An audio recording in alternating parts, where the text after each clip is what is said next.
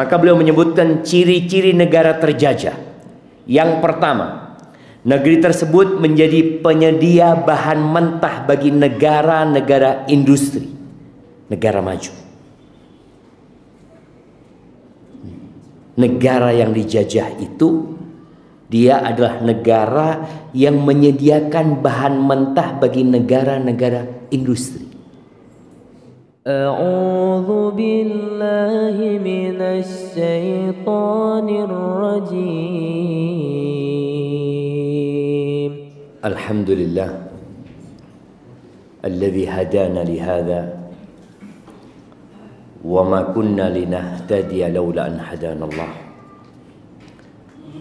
Segala puji bagi Allah Jalla Jalaluh yang telah memberikan hidayahnya kepada kita. Bicara nikmat kemerdekaan,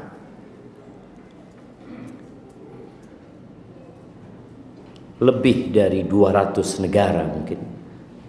Berapa jumlah negara di dunia ini, jemaah? Nah, berapa? 200 berapa? Coba kita lihat negara-negara itu dikasih nikmat merdeka, Muslim dan non-Muslim sama-sama. Tapi bicara nikmat hidayah, tidak semua Allah kasih. Bahkan di antara 8 miliar manusia, berapa jumlah penduduk situ Bondo? Antum ini subhanallah. Oh, di mana jemaah? Tak pate mekere. Nah, berapa jumlah penduduk situ Bondo? Coba lihat, coba di Google, coba lihat. Berapa? 600, sejuta lebih. Berapa? 684 2023. Tidak sampai 1 juta jemaah. Mungkin nanti kita kirim penduduk Jember ke sini jemaah. Karena Jember ada 2,4 mungkin. Subhanallah ya. Ya, di antara 8 miliar manusia, yang muslim itu kira-kira 2 miliar. Artinya mereka yang mendapatkan hidayah dari Allah untuk memeluk agama Islam. Yang mana kita tahu innad dina 'indallahil Islam. Sesungguhnya agama yang diridhai Allah itu hanya Islam. Itu 2 miliar. Dan di antara 2 miliar itu tidak sedikit yang Islamnya hanya KTP. Istilah Islam KTP itu dulu sering kita dengar jemaah. Tertulis di KTP-nya Islam, tapi di rumah Allah nggak pernah hadir. Sholat Jumatan juga enggak. Sampai subhanallah, anak pernah ke Denpasar. Di situ ada masjid yang katanya sholat subuhnya seperti sholat Jumat ya. Masjid Baitul Ma'mur ya. Anak tanya sama pengurusnya, apa yang menjadi daya tarik masyarakat itu kok mau memakmurkan masjid? Pengurusnya cerita, makan? Bukan makan. Ternyata mereka menyampaikan kepada masyarakat muslim, yang gak sholat ke masjid, waktu mati jangan dibawa ke masjid. Iya jemaah. Loh, mereka hidup gak ke masjid, mati suruh ke masjid. Ini Odi tak pernah ke masjid. Mumpung mati jangan atraki ke masjid gitu kan. Akhirnya mereka bikin kesepakatan, yang tidak sholat di masjid kalau mati ya sudah disolatkan tapi di rumahnya. Tetap karena sholat jenazah itu kan fardu kifayah, tetap disolatin tapi jangan dibawa ke masjid. Karena ketika dia hidup dia nggak pernah ke masjid. Lalu kenapa setelah dia mati kita paksa jasad yang sudah jadi jenazah itu untuk dibawa ke masjid? Akhirnya kata dia ketakutan mereka, Ustaz. Abejeng ke masjidnya. Subhanallah, subhanallah. Tadi ada orang yang muslim tapi mungkin jauh dari nilai-nilai keislaman. Maka kita bersyukur kepada Allah kita bisa berada di rumah Allah Azza wa Jal. Kalau bukan karena hidayah yang Allah berikan, nggak bisa kita sampai ke tempat ini. Nggak bisa. Walaupun punya niat. Berapa banyak orang yang niat baik tapi ternyata tidak kesampaian. Maka semoga Allah Azza wa Jal mematikan kita dalam kondisi Islam. Nabi Yusuf setelah beliau berada di posisi yang sangat indah di jabatan duniawi ya, lalu beliau bisa menghadirkan keluarganya, dan apa yang beliau mimpikan menjadi kenyataan. Beliau melihat apa mimpinya Nabi Yusuf, nak kasih hadiah. Melihat bintang. Berapa bintang? Masalah. Nah, berapa jemaah? Ini berapa? 11. Mak teti sangat. Fadhal. Inni ra'aitu ahada asyara kaukaban wasyamsa wal qamar. Aku melihat 11 bintang. Benih sangat, benih betok. Aku melihat 11 bintang bersama mentari dan rembulan. Ra'aituhum li sajidin. Aku melihat dia sujud. Mereka sujud buat aku. Bayangin ya. Akhirnya menjadi realita. Setelah perjalanan panjang. Ini kalau kita bicara kemerdekaan ya. Setelah ujian melawan penjajah umpamanya. Lalu Allah berikan kenikmatan.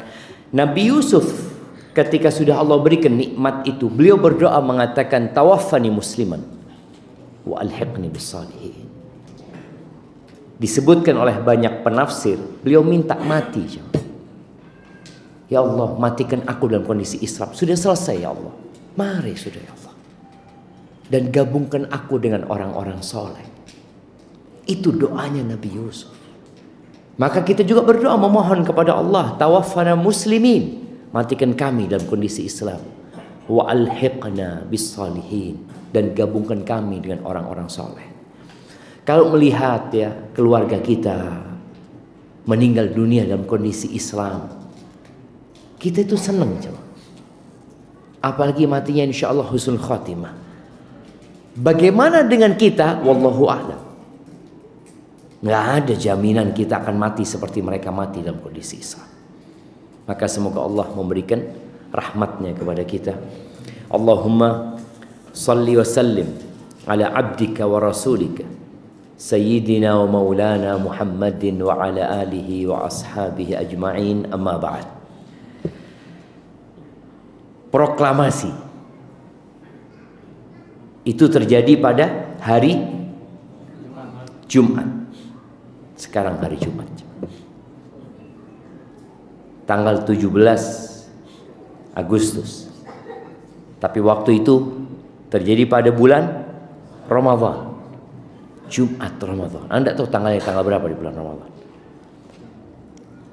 Tahun berapa?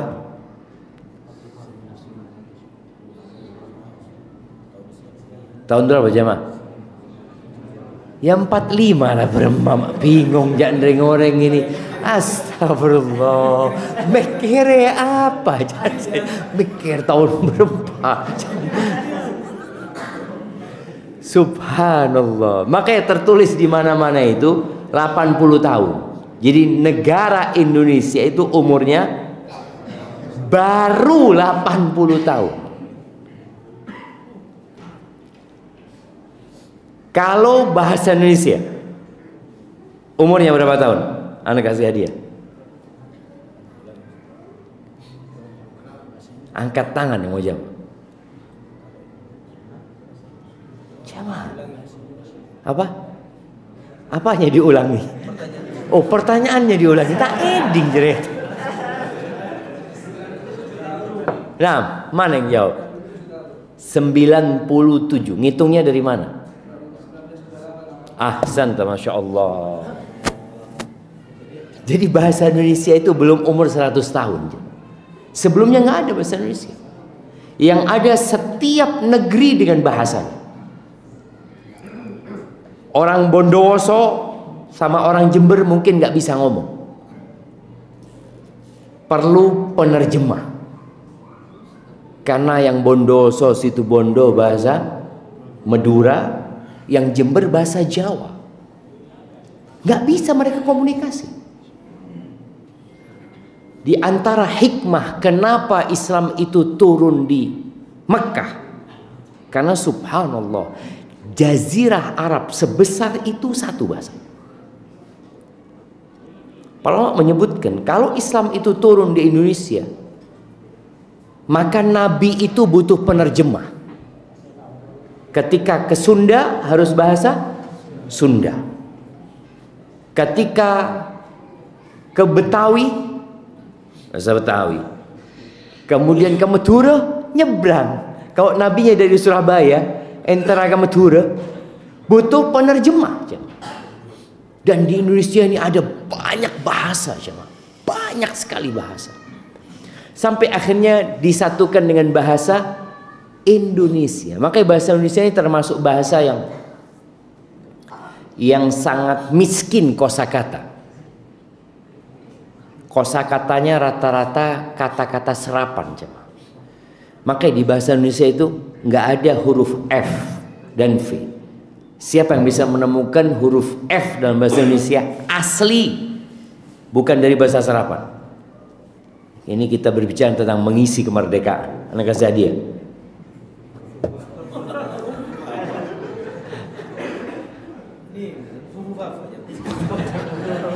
Mari jemaah. Bahasa Indonesia. Nah, huruf F bahasa Indonesia atau V, tidak apa. Nah, Fata Morgana dari bahasa apa itu? Dari bahasa Inggris. Nah, fakir dari bahasa Arab. Tengku itu ya. Apa? Foto. Ada tandi yang tidak punya. Apa? Nah, tengku kan? Tidak ada. Jadi kalau kita lihat faedah, ya, manfaat, itu bahasa Arab. Nggak punya. Karena bahasa Indonesia tadi baru, umurnya nggak sampai 100 tahun. Digabungkan dari bahasa ini, kemudian muncul KBBI, Kamus Besar Bahasa Indonesia. Baik, berbicara tentang negeri kita yang merdeka tanggal 17 Agustus tahun berapa? 45, Pak tepak, cuk bingung tahun berapa jemaah. Tahun 1945 di pembukaan undang-undang di alinea 1 disebutkan bahwa sesungguhnya kemerdekaan itu ialah hak segala bangsa. Oleh sebab itu maka penjajahan di atas dunia harus dihapuskan karena tidak sesuai dengan peri kemanusiaan dan peri keadilan. Kita sepakat dengan hal itu ya. Tapi ternyata Bung Karno sebelum kemerdekaan beliau itu sudah menyebutkan beberapa kriteria atau indikator negara itu sedang dijajah. Ini Bung Karno menulis ya di sebuah koran kalau nggak salah ya. Iya, surat kabar Suluh Indonesia. Beliau nulis ini tahun 1930. Sebelum merdeka. Beliau ingin menjelaskan bahwa negeri kita sedang dijajah. Apa tanda-tanda? Maka beliau menyebutkan ciri-ciri negara terjajah. Yang pertama, negeri tersebut menjadi penyedia bahan mentah bagi negara-negara industri, negara maju. Negara yang dijajah itu, dia adalah negara yang menyediakan bahan mentah bagi negara-negara industri.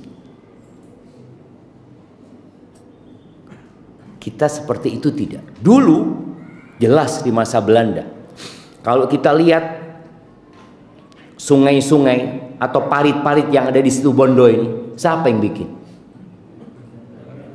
Belanda. Iya. Bagaimana hasilnya itu dikirim ke Belanda. Kemarin sempat terjadi keributan di negeri kita tentang bagaimana pengiriman timah, bagaimana pengiriman emas ya. Yang itu dikirim bahan mentahnya sama tanah-tanahnya dikirim.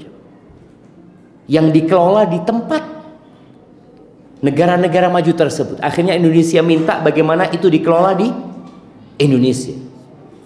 Supaya kita memang nggak terlihat terjajah. Yang namanya coklat. Coklat yang bagus dari mana? Kalau kita makan coklat, Swiss ya, Swiss, terus mana? Belanda, Denmark, negara-negara itu. Emangnya di sana tanam coklat? Yang tanam di mana? Indonesia yang tanam. Jember termasuk. Ya, ciri-ciri ini coba kita lihat apakah setelah kita merdeka apa yang disebutkan Bung Karno itu ada di negeri kita, bahwa kita menjadi penyedia bahan mentah untuk negara-negara maju. Mereka maju, mereka punya industri yang besar, kita hanya menyediakan bahan mentah. Nanti dikirim lagi ke Indonesia dengan harga yang selangit. Padahal itu dari negeri kita. Ini menunjukkan kita dijajah. Itu yang pertama. Kata siapa? Bung Karno. Yang kedua, dijadikan sebagai pasar untuk menjual produk-produk hasil industri negara maju tersebut. Jadi kita ini jadi konsumen, tidak menjadi produsen. Kita menjadi penyedia bahan, bukan kita yang memproduksi. Lalu diproduksi oleh negara itu, produknya dijual lagi ke kita. Akhirnya uang mereka itu muter ke mereka lagi, jemaah. Jadi pesen itu kembali ke sana terus. Baik. Yang ketiga. Yang kedua ini ada nggak di negeri kita? Ciri-ciri itu. Ada. Yang ketiga, negeri jajahan dijadikan tempat memutarkan surplus kapital yang didapat dari kegiatan ekonomi mereka demi mendapatkan rente. Apa rente itu? Bunga. Rentenir. Untuk mendapatkan rente berkaitan dengan besarnya suku bunga di negara berkarakter terjajah tersebut. Jadi ketika mereka punya uang lebih, itu dipinjemkan sama negeri-negeri ini ya. Mereka nggak usah kerja tapi dapat bunga. Dan itu yang terjadi dengan banyak negara kita pun. Berapa harus membayar bunga kepada negara-negara maju tersebut? Ini ucapan Bung Karno sebelum merdeka. Karena beliau memperhatikan bagaimana kondisi Indonesia pada saat itu, lalu beliau menyimpulkan 3 ciri ini. Sayangnya setelah kita merdeka, sebagian ciri ini atau bahkan semuanya masih ada di negeri kita. Kita tidak dijajah lagi secara fisik, tapi kita dijajah secara ekonomi, secara politik kadang-kala. Jemaah rahimakumullah, ana tidak hendak membahas itu. Ana menukil ini dari ucapan Ketua DPD RI pada tahun 2013 ya, Bapak Irman Gusman. beliau menyebutkan hal itu. Maka semoga kita bisa menjadi lebih baik. Adapun kita buat rakyat, Allah Azza wa Jalla berfirman di surat Ibrahim ayat 34. Allah mengatakan, wa atakum min kulli ma sa'altumuh wa in ta'uddu ni'matallahi la tuhsuha innal insana la zalumun kafar. Dan Allah Azza wa Jalla memberikan kepada kalian apa aja yang kalian minta. Kalau kalian hendak menghitung nikmat yang Allah berikan, kalian nggak bakalan bisa. Sesungguhnya manusia adalah makhluk yang sangat zalim dan sangat kafir. La zalumun kafar. Kita sering lupa dengan nikmat Allah Azza wa Jalla. Orang itu biasanya baru akan merasakan nikmat kalau nikmat itu hilang. Baru berasa. Contoh, kapan kita merasakan nikmat tangan kita nih? Di saat kita sakit, tahu-tahu nggak bisa gerak, kita tahu ya Allah, ternyata nikmat tangan ini. Oksigen nih, kapan kita bisa benar-benar mensyukuri nikmat oksigen? Ingat waktu COVID kemarin, ketika oksigen langka, mau beli gak ada. Bayangin, sampai cerita di rumah sakit itu ya, orang-orang yang sakit tergeletak nunggu oksigen, gak ada oksigennya. Tiap hari kita menghirup oksigen, gak pernah kita, ya Allah, alhamdulillah, ya Allah, nikmat ternyata hamba ya Allah. Tapi ketika dia sakit, dipasang oksigen di mulutnya, ya Allah, ya Allah, baru dia menyebut asma Allah Azza wa Jalla. Manusia itu benar-benar makhluk yang sangat zalim dan sangat kafir. Kemiskinan dan kesulitan itu biasanya menciptakan orang-orang yang kuat. Coba.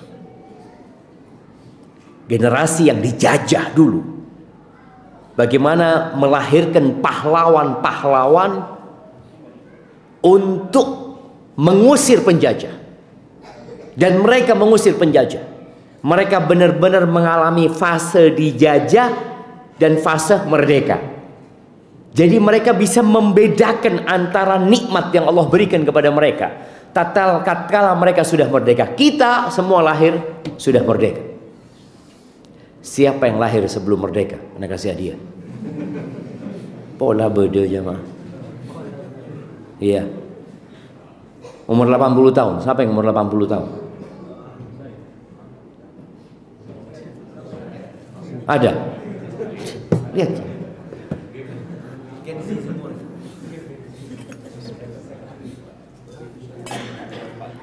Alhamdulillah.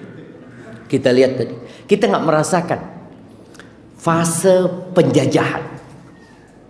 Kita langsung nikmat, langsung merdeka. Makanya kalau kita lihat kemerdekaan itu atau hari kemerdekaan diisi dengan apa? Dengan hiburan-hiburan sama orang-orang itu. Yang hiburan ini, yang dangdutan, yang sonhorek, yang karnaval ini, macam-macam. Dia pikir dengan cara seperti inilah mengisi kemerdekaan. Ini dilakukan untuk memajukan negeri ini. Coba diadakan penelitian. Apakah manusia-manusia itu setelah merayakan kemerdekaan dengan cara-cara yang mengandung unsur kemaksiatan kepada Allah Azza wa Jalla? Ada mungkin yang enggak, tapi banyak juga yang mengandung unsur kemaksiatan. Apakah setelah itu ekonomi negeri kita semakin meningkat? Apakah kita semakin makmur dan sejahtera? Apakah memang itu yang diharapkan oleh para pahlawan yang berjuang mengusir penjajah? Agar generasi selanjutnya mengisi negeri ini dengan bunga-bunga indah yang memberikan manfaat buat nusa dan bangsa. Atau ternyata ada yang salah? Gara-gara perayaan, waktu sholat pun lewat. Itu terjadi gara-gara harus bersolek ya, karena make upnya mahal, masuk waktu sholat tidak sholat juga. Iya Ustaz, di jamak sholat karena make up jamaah. Maka tadi Allah mengatakan sesungguhnya manusia sangat kafir dan sangat zalim jamaah. Zalim karena dia meletakkan sesuatu tidak di tempatnya. Itu orang zalim.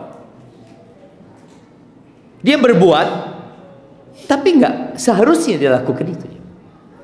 Sedangkan kafir dia tidak mensyukuri nikmat Allah Azza wa Jalla dan merasa bahwasanya kemerdekaan itu diraih dengan perjuangan. Kemerdekaan itu atas rahmat Allah Azza wa Jalla.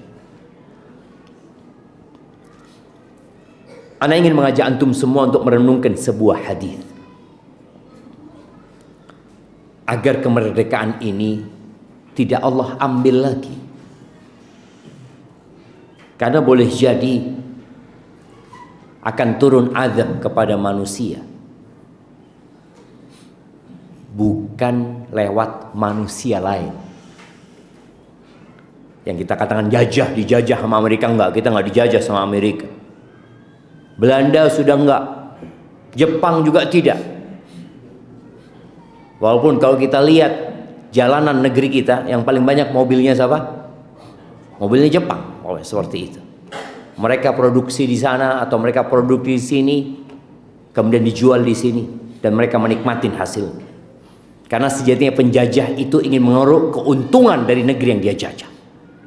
Itu si konsepnya. Hadis ini diriwayatkan Ibnu Majah dari Ibn Abi Malik an abihi an Atha bin Abi Rabah an Abdullah bin Umar. Dari Abdullah bin Umar bin Khattab radhiyallahu anhuma. Qala aqbala alaina Rasulullah sallallahu alaihi wasallam faqala. Suatu hari Rasulullah sallallahu alaihi wasallam menghadap kepada kami.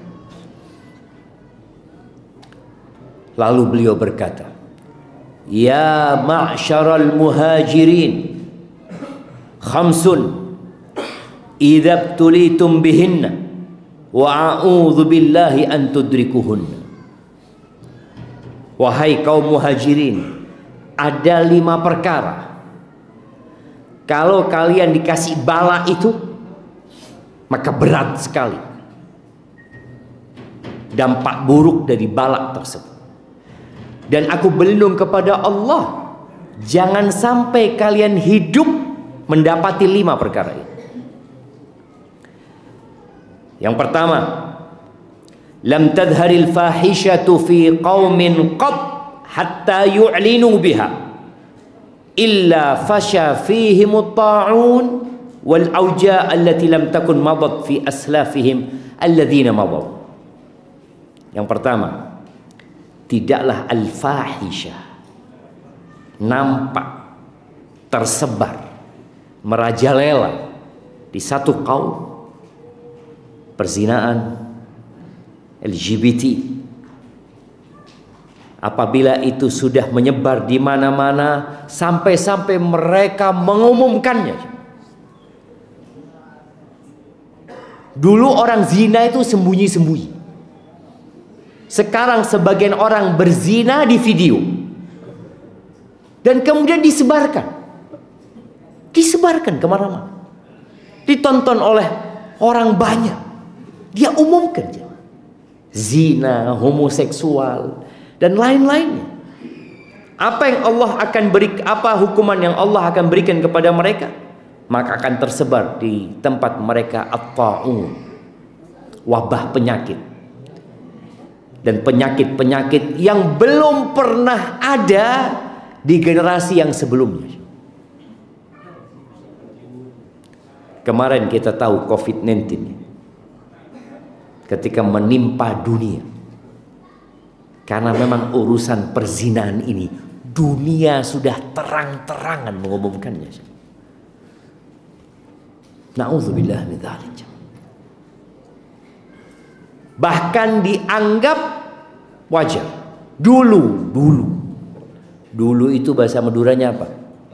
Lambe, jemaah. Waktu anak SD, Ana masih ingat. Di kampung itu ada pernikahan, tapi warga kampung itu males menghadirinya. Karena ngandung gado ini. Tahun 88, 89. Jadi dulu itu suatu aib yang masyarakat sangat mengencamnya. Sekarang dianggap sudah biasa ya. Ya bermana anak ngode. Dianggap sesuatu yang bukan lagi fahisyah. Beberapa public figure yang melakukan perzinaan nggak malu jemaah. Orang itu setelah melakukan perzinahan biasanya dia akan takut menyembunyikan diri ketemu. Ini tidak. Bahkan oleh media tetap diangkat, dijadikan iklan dan public figure yang seakan-akan harus ditiru. Beberapa mungkin public figure, artis-artis punya anak tanpa suami, dianggap biasa. Dan beberapa waktu yang lalu, dulu di zaman Belanda itu disebut kumpul kebo ya. Sekarang mulai rame kumpul kebo. Kira-kira di 2013 ya. Jumlah pernikahan di Indonesia itu hampir 2,1 juta kalau nggak salah. Kalau Anda nggak lupa ya, 2,1 juta. Sekarang jumlah pernikahan itu tinggal 1,5 juta kira-kira. Padahal jumlah penduduknya nambah. Jumlah yang nikah berkurang. Dari 2,1 juta jadi 1,5 juta. Di antara 1,5 juta ini yang hampir 1,5 juta bercerai. Ada masalah. Dulu orang berpikir kalau ingin menyalurkan syahwatnya ya harus nikah. Atau maaf, kalau orang yang nggak bertakwa dia akan ke tempat pelacuran. Patokan apa namanya? Gunung apa? Sia tak tahu.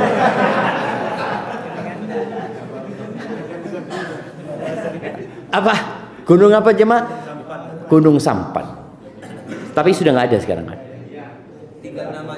Tinggal namanya. Kapan terakhir ke sana? Tinggal naman ini jemaah.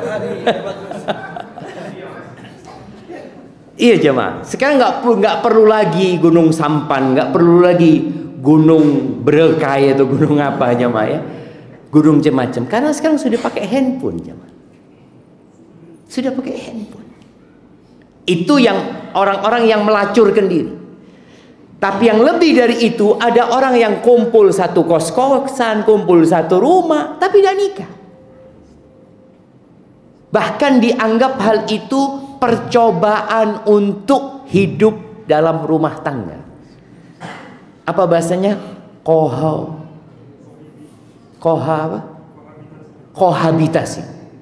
Kohabitasi. Ini ramai di Malang. Kan banyak anak kos-kosan itu. Mereka sudah hidup serumah gitu loh. Seakan-akan suami istri tapi tidak terikat pernikahan. Tapi ketika kami enggak sampai ke sana gitu loh. Kalau laki-laki sama perempuan berduaan saroma, yang ketiga siapa? Setan. Maka tadi kalau kita bicara bagaimana kita mengisi kemerdekaan, tolong yang mampu menikah segera menikah. Ya ma'syarasy syabab, wahai kaula muda. Saya ngode ya, saya tahu aja mikirin ini kebe saya ngode. Ya ma'syarasy syabab, man istata'a minkumul ba'a falyatazawwaj. Barang siapa yang memiliki kemampuan membayar maharnya, kemampuan memberikan nafkah kepada istrinya, hendaklah dia menikah. Akabin. Jangan berpikir, saya akan mengejar mimpi saya dulu. Montan di Roma tak kabina saya. Ini salah. Bagaimana kita lihat ada orang yang sampai umur 50 tahun tak di Roma pakun kontrak, mati di rumah kontrakan. Kalau nunggu di Roma tak bin kabin ini jamaah. Tapi alhamdulillah dia bisa punya anak. Anaknya menikah, anaknya sekolah, tapi tetap di rumah kontrakan.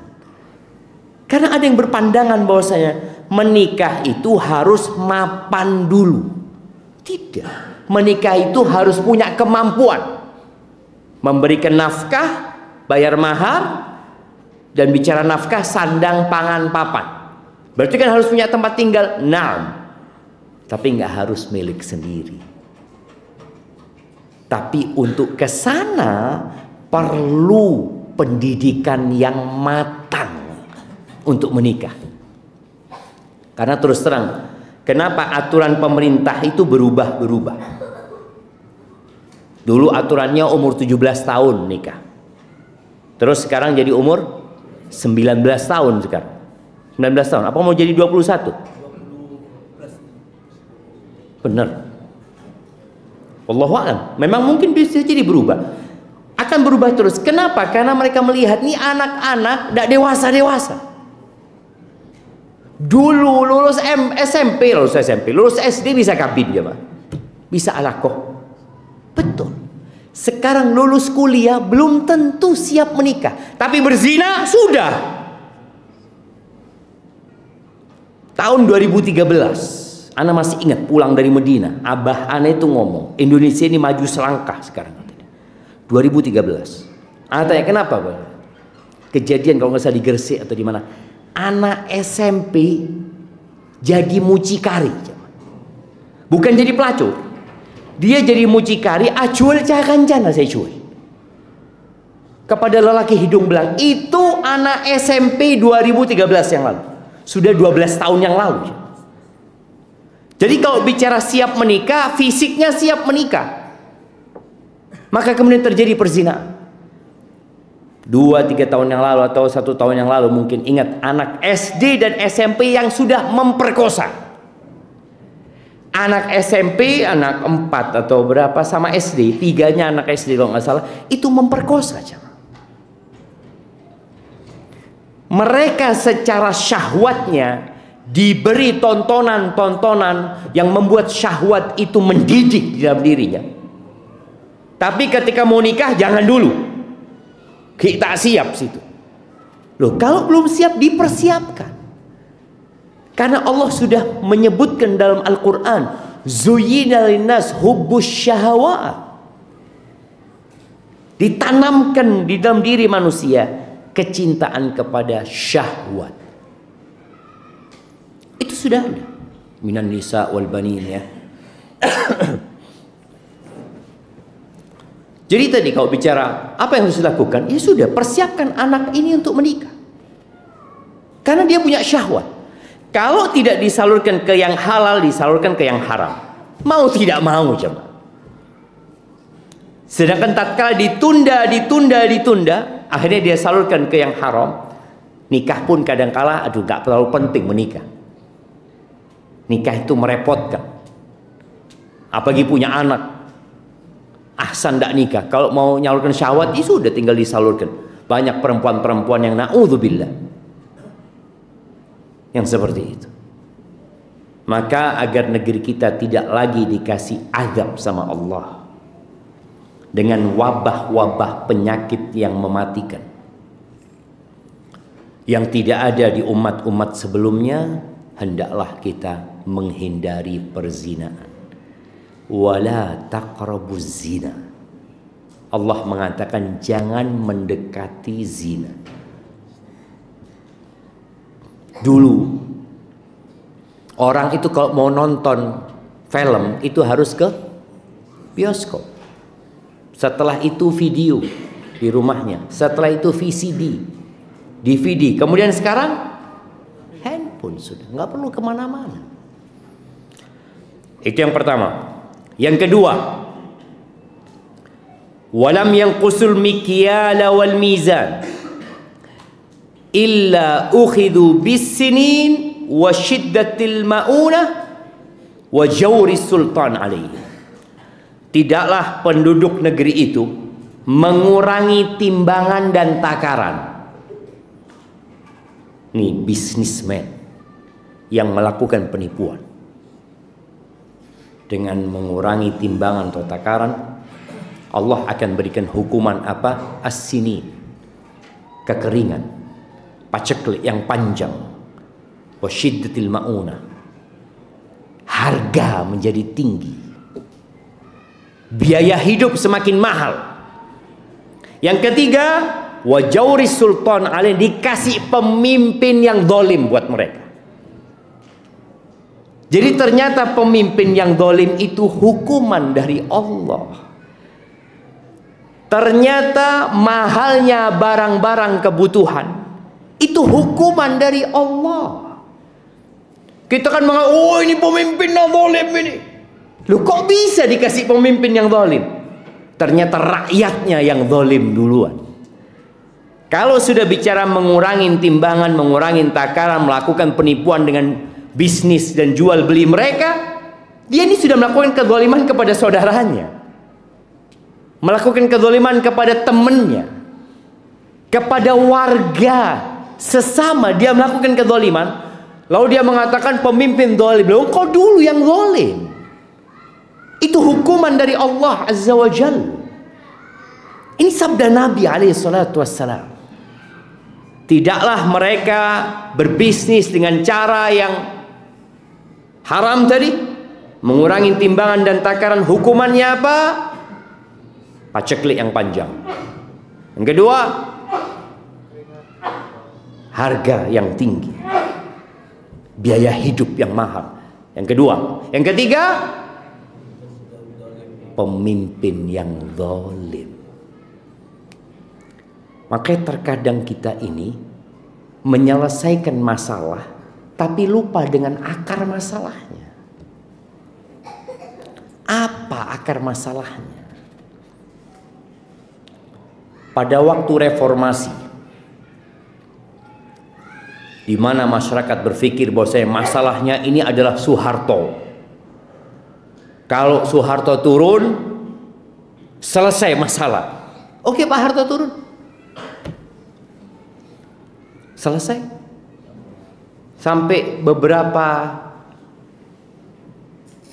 stiker ya, atau flyer Pak Harto ya, yang mengatakan seenaan zamanku kan. Iya, sampai seperti itu. Karena kita berpikir masalahnya di sana, enggak. Maka baca kitabullah, baca hadis Nabi sallallahu alaihi wasallam, supaya kita tahu akar masalahnya di mana. Kenapa harga semakin tinggi? Kenapa kok sekarang ini kalau dilihat tidak jelas musim itu jam. Musim hujan nggak turun hujan, musim kering turun hujan. Dikatakan kemarau basah. Loh gimana sih? Kemarau itu kering, ya itu beremah. Hukuman dari Allah. Yang punya bumi ini Allah. Allah itu maha kuasa atas segala sesuatu. Jadi ketika ingin mengisi kemerdekaan, benar-benar ingin merdeka, tolong jangan menzalimin orang lain. Isi kemerdekaan itu dengan kita saling mengasihi dan mencintai. Dan di antara hak saudara sesama muslim itu, idastan sohaka fansohu. Kalau dia minta nasihat, kasih nasihat. Kadang-kala ada orang mau beli barang sama kita. Kita tahu nih orang nggak tahu barang. Apa yang kita lakukan? Bagus barang ini. Sasi tu bondo tak nemu. Padahal setelah dibawa pulang mengecewakan. Taib. Yang ketiga, walam yamna'u zakata amwalihim illa muni'ul qatra minas sama walaula al-bahaim lam yumtaru. Tidaklah orang-orang di negeri itu menghalangi penunaian zakat harta mereka. Mereka tidak mengeluarkan zakat harta mereka. Karena banyak orang nggak tahu cara mengeluarkan zakat. Dia pikir, terus terang anak punya keluarga dulu juga berpikir zakat itu ya zakat fitrah itu ya. Yang dikeluarkan pada waktu Ramadan mau Idul Fitri. Itu sudah. Adapun zakat mal, zakat pertanian, orang-orang enggak. Apa hukuman yang Allah akan berikan kepada mereka? Maka Allah akan tahan air hujan dari langit. Kalau bukan karena binatang ternak, mereka tidak akan dikasih hujan sama Allah. Jadi kadang-kala hujan yang ada itu karena Allah kesian sama binatang-binatang, bukan sama kita.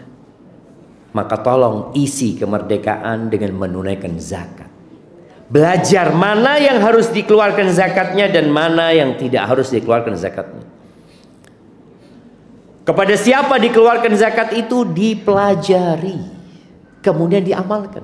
Ada seorang syekh, dia cerita, ana ini yang banyak datang ke ana konsultasi tentang zakat ini, yang uangnya miliaran, 2 miliar, 3 miliar. Tapi yang uangnya triliunan gak pernah konsultasi zakat. Karena kadangkala orang yang triliunan merasa sudah selesai zakat. Oh banyak saya berbagi, sekali saya kasih 20 miliar. Berapa duitnya Bapak? 100 triliun. Duh, 1 triliun itu zakatnya berapa? 25 miliar. Siap antum mengeluarkan 25 miliar zakat ya mah. Banyak ini 25 miliar ya, mah. Kita kalau uangnya 200 juta, zakatnya 5 juta, masih aman. Uang kita 2 miliar, zakatnya 50 juta.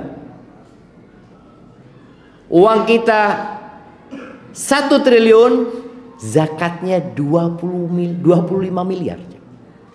Siap mengeluarkan uang segitu antum?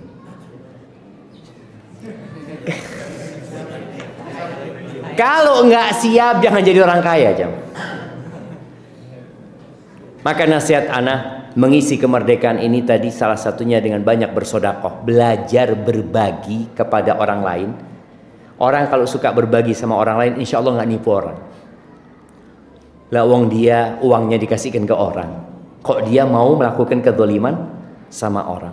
Dan usahakan mulai saat ini antum itu sodakohnya persentase.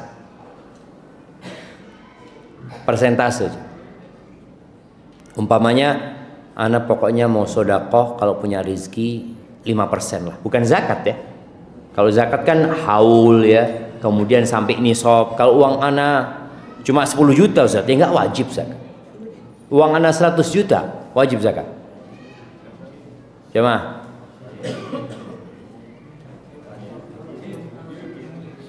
oke, yang bilang wajib, anak kasih hadiah asalkan bisa jawab. Mana yang ngomong wajib? Kenapa kok wajib? Karena sudah mencapai nisab. Berapa nisabnya? 85 gram emas. Berapa sekarang 85 gram emas?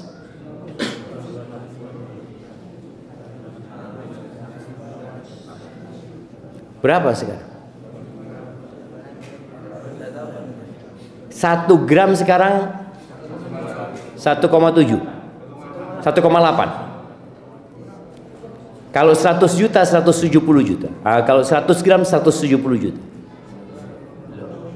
Belum kan? Makanya kasih siwak aja.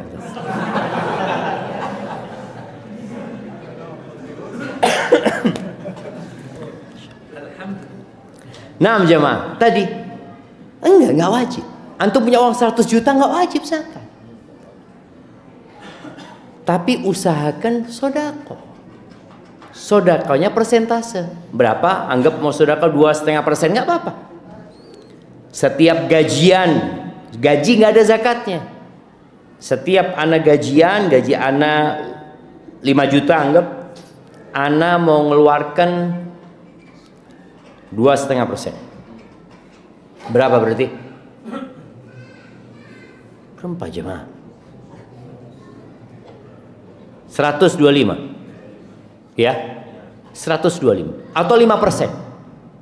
250. Belajar sudah keluarkan. Atau 10%. 500.000.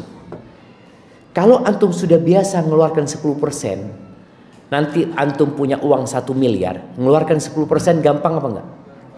Sudah biasa. Tapi kadang-kadang enggak juga ya. Karena orang melihat, banyak ini jamaah. Dia berpikir seperti itu. Padahal sebenarnya yang kita keluarkan itu yang akan kita dapatkan kelak pada hari kiamat. Yang tersisa akan kita tinggal. Baik.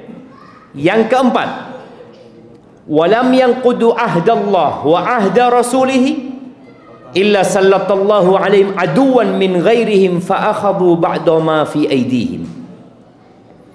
Dan tidaklah mereka melanggar perjanjian Allah dan perjanjian Rasul. Kita ini punya janji sama Allah. Apa janjinya? Janjinya mentauhidkan Allah Azza wa Jalla dan tidak menyekutukan Allah dengan sesuatu apapun. Kita punya perjanjian dengan Rasul sallallahu alaihi wasallam. Asyhadu an la ilaha illallah wa asyhadu anna Muhammadar Rasulullah. Ada janji yang harus kita jaga. Mempercayai semua berita Nabi SAW, melaksanakan perintahnya, menjauhi larangannya, beribadah dengan syariatnya. Ini ada janji kita sama Rasul SAW. Dan tidaklah orang-orang di negeri itu melanggar perjanjian dengan Allah dan Rasulnya, melainkan Allah akan kirimkan penjajah ke negeri mereka. Ini kata Nabi SAW, yang akan menguasai apa yang mereka miliki. Kalau kita lihat di negeri kita, berapa banyak sumber daya milik negeri kita, penguasanya siapa? Asing. Allah kirimkan penjajah itu untuk menguasai negeri itu. Oh, gara-gara pemerintahnya? Bukan. Kita ini sering menunjuk orang. Oh dia, tunggu. Engkau ketika mengatakan dia, itu 3 ke dirimu, 1 ke dia, ini 3 ke kita. Boleh jadi kita masalahnya. Jadi istilah kemerdekaan dengan menjaga perjanjian kita sama Allah. Tauhidkan Allah. Jangan menyekutukan Allah dengan sesuatu apapun. Gantungkan hatimu sama Allah. Sandarkan punggungmu kepada Allah. Hadapkan wajahmu kepada Allah. Karena sejatinya la ilaha illallah. Dan dalam tata cara beribadah, ikuti Rasulullah sallallahu alaihi wasallam. Kalau antum membaca sejarah, kenapa kaum salib berhasil menguasai Palestina sebelum kemudian dibebaskan kembali oleh Salahuddin Al-Ayyubi? Itu umat Islam sudah kacau balau, jemaah. Jadi satu kampung itu ditaklukkan oleh 10 kesatria aja, yang dicari dunia saja sama mereka, takut mati. Jadi hubbud dunya wa karahiyatul maut itu membuat mereka terlena dengan dunia mereka. Akhirnya dikuasai itu jamaah yang namanya Palestina. Ya, hampir 100 tahun kemudian baru diambil lagi oleh Salahuddin Al-Ayyubi. Tapi Salahuddin Al-Ayyubi tidak serta-merta kemudian menguasai, tidak. Dipersiapkan rakyatnya. Rakyatnya yang harus dipersiapkan agar mereka menjadi orang-orang yang tidak lagi melanggar perjanjian dengan Allah dan Rasulnya. Kalau tidak, yang ngirim musuh itu Allah. Bayangin, Allah yang ngirimkan. Kemudian yang kelima ini berkaitan dengan pemerintah. 1, 2, 3, 4 itu berkaitan dengan semuanya, rakyat dan pemerintah. Yang kelima ini, kata Nabi sallallahu alaihi wasallam, "Wa ma lam tahkum a'immatuhum bi kitabillah wa yatakhayyaru mimma nazzalallah aw anzalallah illa ja'alallahu ba'sahum bainahum." Tidaklah para pemimpin mereka berhukum dengan kitabullah dan tidak memilih hukum yang diturunkan Allah. Apa hukumannya? Melainkan Allah akan menjadikan permusuhan di antara mereka sendiri. Jadi sesama rakyat berantem, ribut. Itu juga hukuman dari Allah Azza wa Jalla. Tidak ada yang dapat memberikan solusi terhadap permasalahan kecuali yang menurunkan masalah itu sendiri. Allah Azza wa Jalla yang memberikan masalah kepada kita dan Allah turunkan solusinya.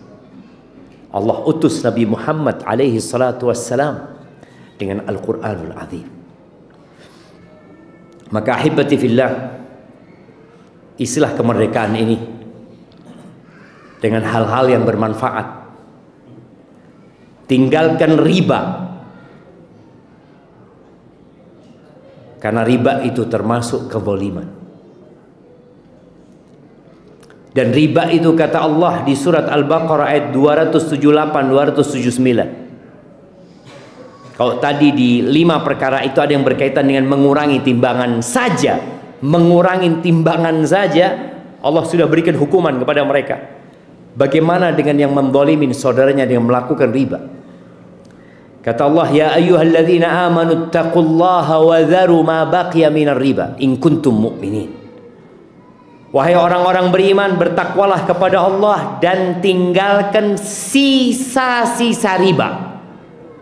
Kalau kalian beriman, fa in lam taf'alu fa'dhanu biharbin minallahi wa rasulih.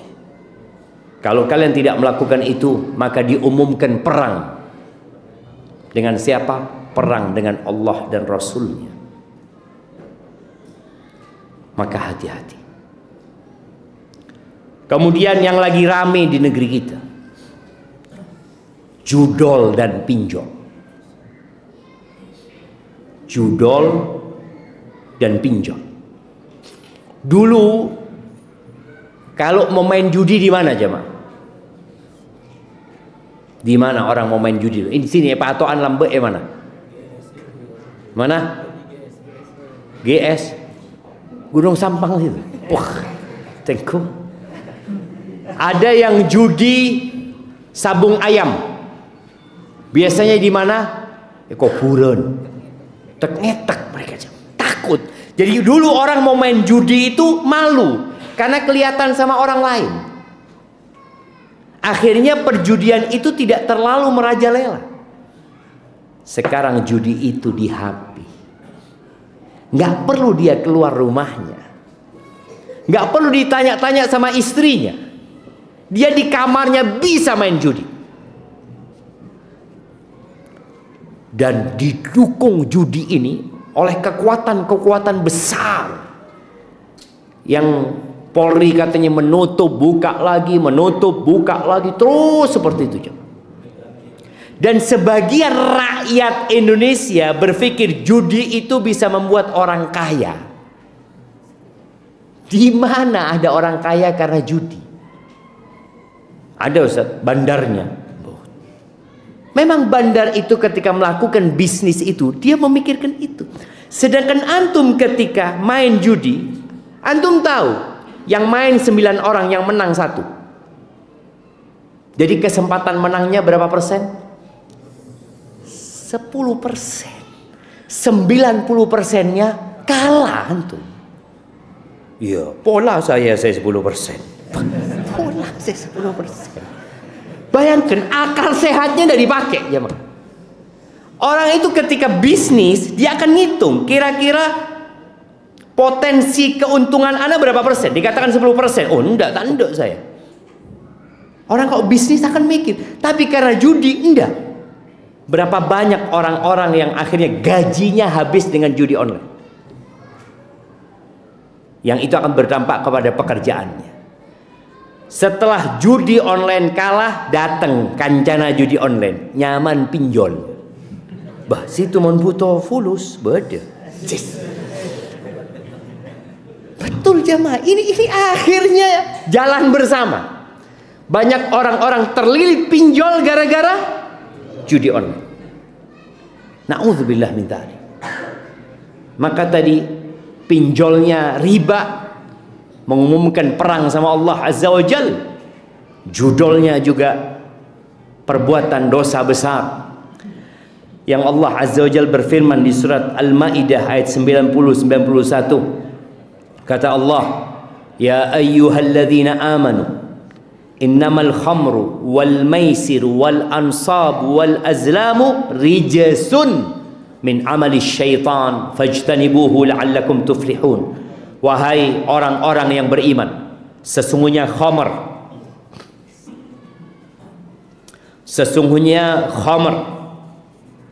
judi, khamr kancan judi. Makan biasanya yang namanya kasino itu acuan khamr. Tempat-tempat itu biasanya jual khamr. Kemudian berhala-berhala, undian-undian, rijsun min amali syaitan, najis dari perbuatan syaitan. Tinggalkan, la'allakum tuflihun, agar kalian menjadi orang-orang yang beruntung. Kenapa sih syaitan ini suka dengan yang namanya judi dan khamr? Kata Allah, innama yuridu syaitan, yang diinginkan syaitan, ayyuqi'a bainakumul adawata wal baghdha fil khamri wal maisir. Syaitan ingin menimpakan di antara kalian permusuhan dan kebencian dalam khamr dan judi. Wa yasuddakum an dzikrillah wa anis salat, dan membuat kalian jadi nggak bisa sholat, dihalangi dari melaksanakan sholat, dari mengingat Allah Azza wa Jalla. Fahal antum muntahun, kalian berhenti enggak? Allah tanyai. Tapi ternyata banyak yang tidak berhenti. Maka hal ini benar-benar menjadi PR buat kita semua. Tadi, jangan bermudah-mudahan mencari kambing hitam, menyalahkan orang. Boleh jadi kita yang menjadi penyebab semua itu.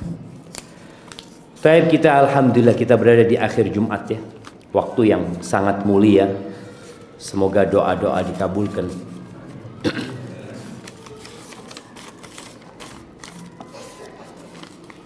Ini pertanyaan emak-emak. Iya, oh, bapak-bapak sudah pintar semua.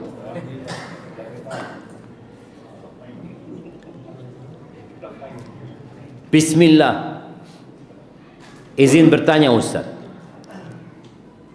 apakah salah seorang istri yang mengingatkan suaminya untuk tidak mengikuti lomba Agustusan di kantornya yang di situ terdapat campur baur dan tampaknya aurat laki-laki dan perempuan? Mohon nasihatnya untuk kami. Jazakumullah khair. Itu tadi jamaah. Ketika kita mengisi kemerdekaan dengan sesuatu yang dimurkai oleh Allah Azza wa Jalla, maka yang ada azab dari Allah. Bukan kemajuan buat negeri kita, bukan kesejahteraan untuk rakyatnya. Maka tatkala orang hendak melakukan sebuah hiburan, maka lihat apakah hiburan ini, apakah acara ini termasuk acara yang diridhai Allah Azza wa Jalla, mubah, atau enggak. Di situ ada banyak dosa. Dulu sound horeg, sekarang sound horeg lagi rame kan, lagi rame, bahkan ada fatwa yang mengharamkannya. Kalau mungkin orang-orang yang faham dengan fatwa ulama-ulama terdahulu tentang musik, selesai urusannya. Sekarang ribut karena mengganggu. Kalau nggak mengganggu nggak apa-apa buat mereka. Tapi kalau kita menilik, jumhur ulama berpendapat haram gitu. Selesai urusannya. Apalagi bercampur laki perempuan, Apalagi di situ ada joget-jogetan tadi.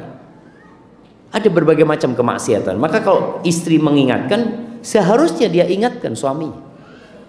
Kadang kala laki-laki ini seneng kalau campur baur ya. Sampai ada cerita jamaah haji Indonesia,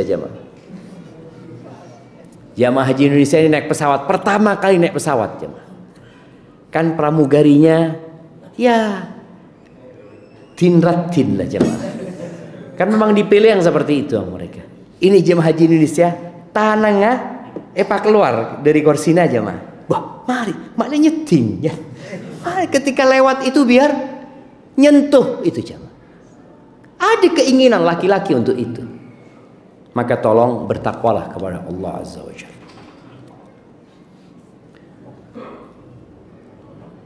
Bagaimana cara bayar hutang pinjol ilegal? Yang sengaja saya tidak bayar karena saya tahu itu pinjol ilegal. Apa bisa saya membayarnya dengan cara lain? Jamaah, utang adalah utang, tetap harus dibayar. Yang nggak harus dibayar itu adalah bunganya. Itu nggak harus dibayar. Artinya kalau kita bisa tidak membayarnya, ya nggak usah dibayar. Tapi kan kadang-kadang nggak bisa. Kita akan dituntut gara-gara bunganya. Berapa banyak rumah yang disita bukan karena utangnya, tapi karena bunganya. Itu kezaliman yang dilakukan oleh manusia. Maka kalau bicara dia pinjam ilegal, lalu ditutup, mungkin gini yang dia tanyakan. Iya, jadi pinjam di pinjol ilegal, terus aplikasinya ini ditutup. Kan ada yang ditutup memang kan. Akhirnya dia kan nggak bisa bayar. Bagaimana cara melunasi utangnya? Faham apa enggak? Anak nggak paham juga pada zaman. Jadi dia ini pinjam di aplikasi ilegal, kemudian aplikasinya tutup. Lalu bagaimana cara dia membayarnya?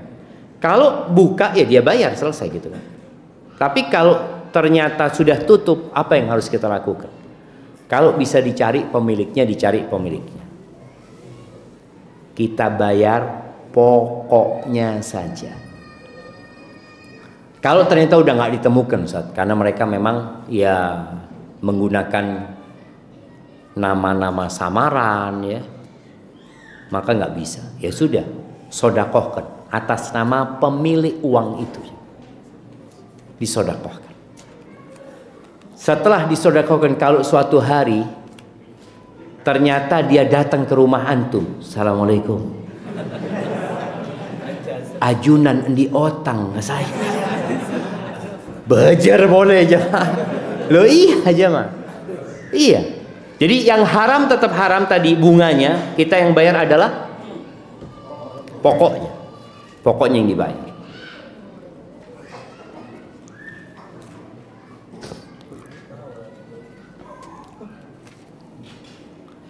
Izin bertanya Ustaz, apakah termasuk dosa kabair?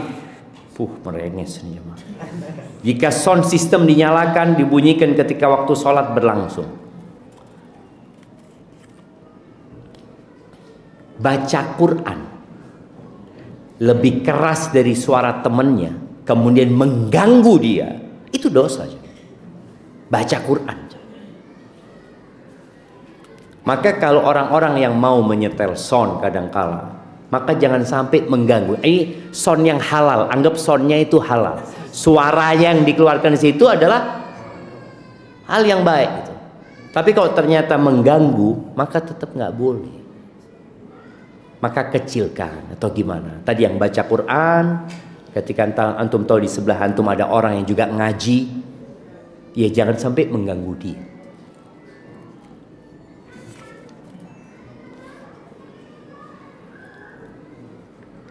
Bagaimana hukumnya mendapatkan warisan atau hibah dari nenek kami yang didapatkan dari hasil riba? Karena kami baru tahu info tersebut dari keluarga. Mohon pencerahannya. Ahibati fillah, perubahan transaksi itu merubah hukum. Contohnya, orang mendapatkan harta dari judi, menang judi dia. Haram tidak hasilnya buat dia? Buat dia haram. Lalu dia datang beli gorengan sama antum, beli gorengan. Kita tahu orang ini mari menang judi. Tereman tidak pesen jamaah. Tidak apa-apa. Buat dia haram. Buat dia haram. Tapi kalau kalau uangnya itu hasil curian, tetap haram. Karena uang itu milik orang lain. Berbeda tadi. Kalau ini dia dapat sepeda motor kemudian dia jual ke kita. Kan ada yang namanya penadah kan? Kita tahu, enggak, saya tidak beli dari yang nyuri Ustaz, dari penadahnya Ustaz. Kan sudah tangan kedua Ustaz. Pak Kuni barang-barang curian. Endina orang ini. Tak bisa jamaah. Nggak bisa. Riba juga seperti itu. Artinya orang itu dapat riba gitu ya. Dari riba, kemudian dia hibahkan. Walaupun termasuk lebih baik kita menolaknya. Tapi kalau kita terima, semoga nggak ada masalah. Tapi kalau kita menolak, dalam rangka memberikan pelajaran kepada orang-orang itu lebih utama.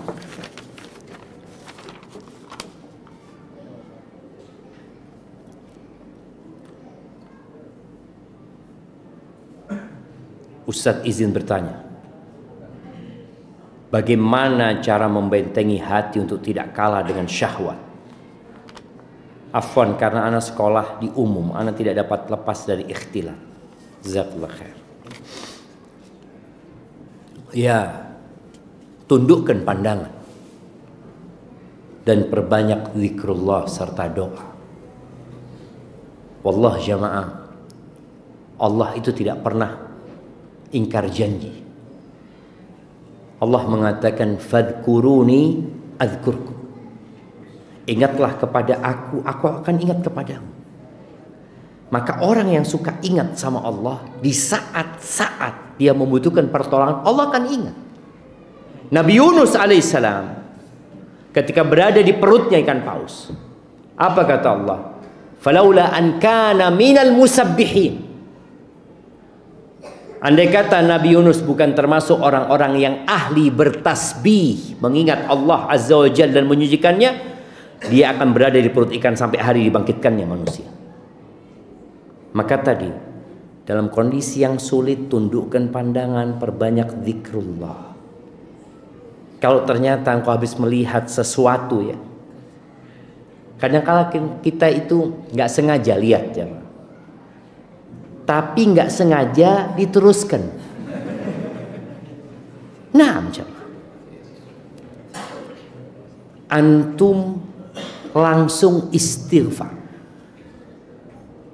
banyakin istighfar setelah itu. Karena kata Nabi SAW, wa'ad bi'is sayyi'atal hasan, ikutin perbuatan dosa dengan kebaikan, tamhuha, maka kebaikan itu akan menghapuskannya. Karena dosa itu akan menyisakan noda hitam di hati. Gara-gara ngeliat jadi ada noda, ada nokta hitam di hati kita. Bagaimana cara menghapuskannya? Beristighfar, bertobat kepada Allah Azza wa Jalla.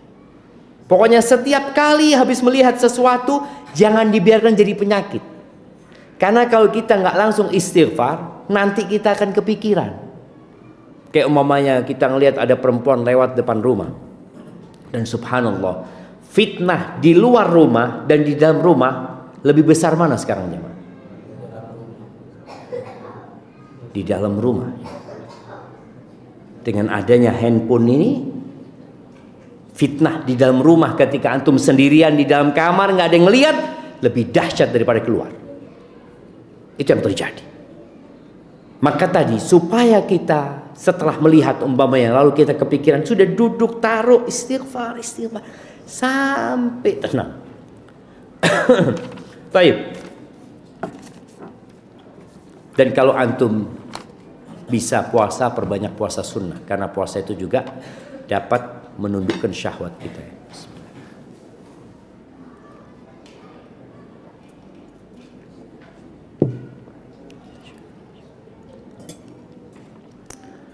Ini merenges ini jamaah.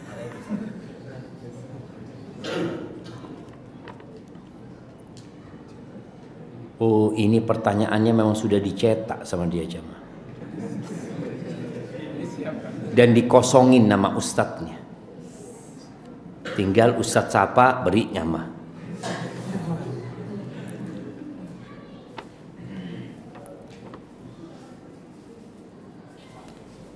Pertama, benarkah Isra ke Masjidil Aqsa di Yerusalem?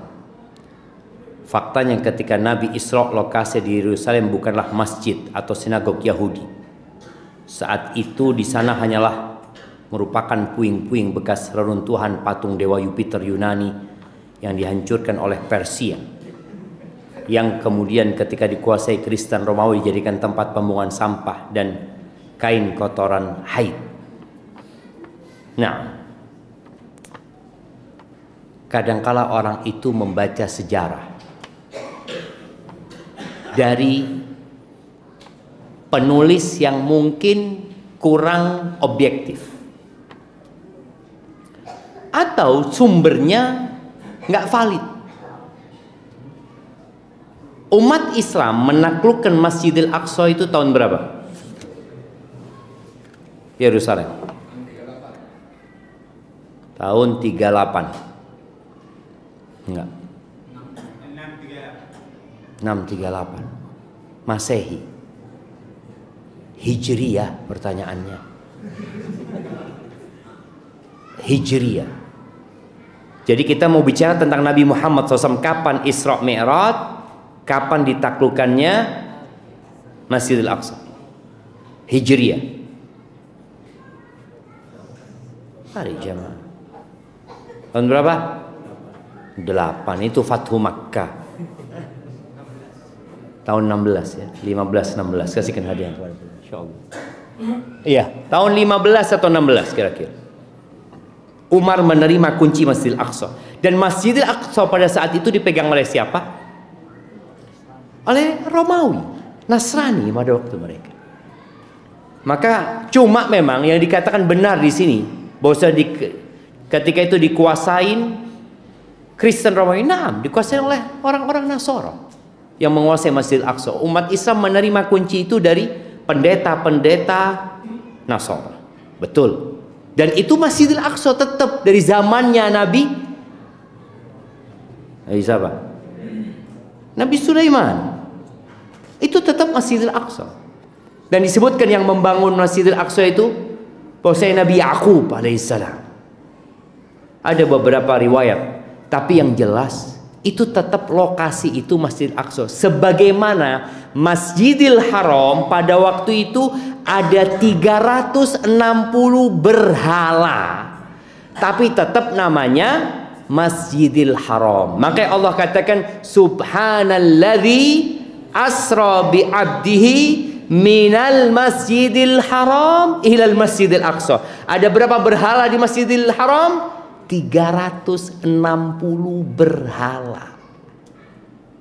Jadi kalau sejarahnya memang di sana ada patung-patung, mungkin ada patung-patung. Karena orang-orang sudah melakukan kesyirikan. Tapi tempat itu namanya tetap Masjidil Aqsa. Masjidil Haram, Nabi sholat di depannya ada 360 berhala. Sholat di mana? Di Masjidil Haram. Tetap disebut Masjidil Haram. Ya mungkin itu intinya. Kedua, benarkah Nabi Mi'raj ke Sidratul Muntaha dengan menembus luasnya galaksi di alam semesta yang mana jaraknya miliaran tahun cahaya? Adakah makhluk yang mampu menembus luasnya alam semesta yang jaraknya miliaran tahun cahaya? Ya Allah, malaikat Jibril benar datang. Loh, iya jemaah. Makanya ketika Abu Jahal datang ke Nabi SAW. Nabi disebutkan lagi duduk termenung. Lalu datengin sama Abu Jahal. Kenapa engkau Muhammad? Aku baru saja pulang dari Masjidil Aqsa. Kata Abu Jahal, engkau berangkat ke Urushalim, Masjidil Aqsa sana, kemudian paginya sudah di sini? Iya, kata dia. Kalau aku kumpulkan orang-orang itu, engkau akan sampaikan ini. Iya, kata Nabi Muhammad SAW. Abu Jahal teti panitia kajian. Kumpul lagi orang-orang. Abu Jahal, yuk sini ke pinggir ngaki.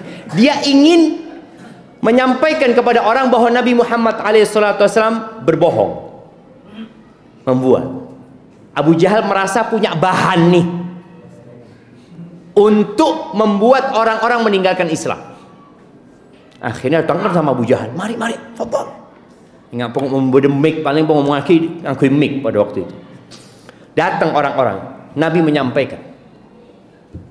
Itu ada orang yang megang kepala, ya. Merasa mustahil gitu loh. Kita itu ke sana 1 bulan naik onta, pulang sebulan, 2 bulan. Ini cuma semalam sudah depak ke Mekah.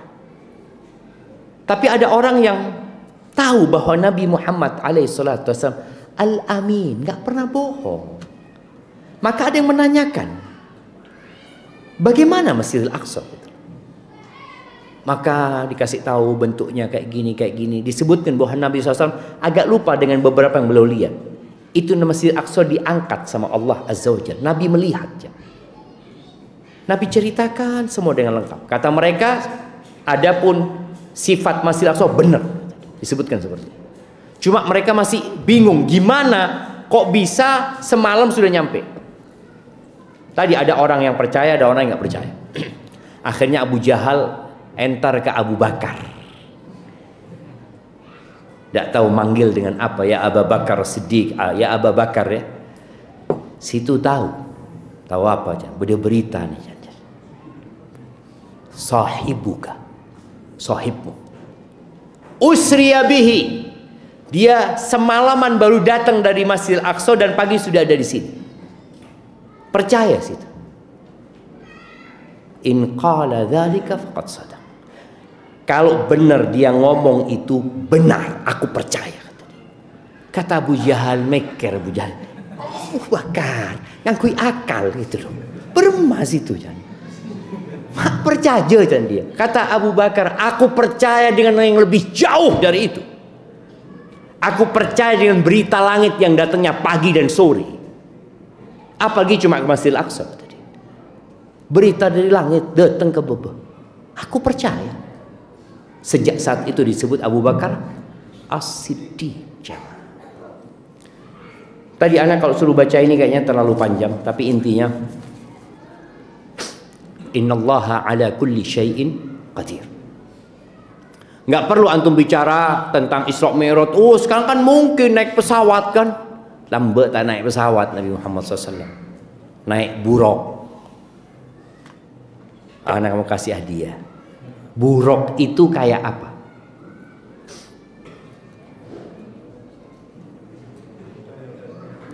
Buruk. Hah? Kuda.